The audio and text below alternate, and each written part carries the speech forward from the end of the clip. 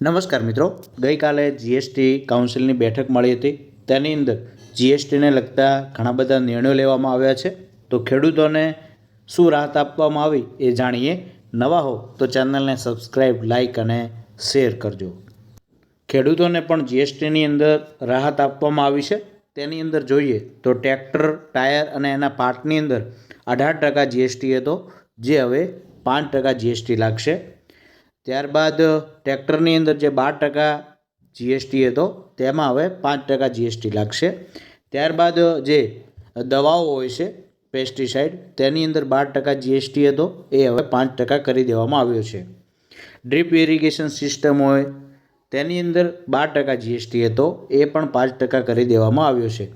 ત્યારબાદ જે agriculture, horticulture અને ફોરેસ્ટ્રીના જે મશીનો હોય છે, ત્યારબાદ લણણી માટેના જે મશીનો હોય છે, હાર્વેસ્ટિંગ માટેના જે મશીનો હોય છે, તેની અંદર 12% જીએસટી હતો, એ પણ હવે 5% જીએસટી કરી દેવામાં આવ્યો છે. તો ખેડૂતો માટે આ એક સારો નિર્ણય છે કે જીએસટીની અંદર તમામ વસ્તુઓ ઉપર જે 18% અને 12% જીએસટી લાગતો હતો, તેની જગ્યાએ હવે 5% જીએસટી લાગશે.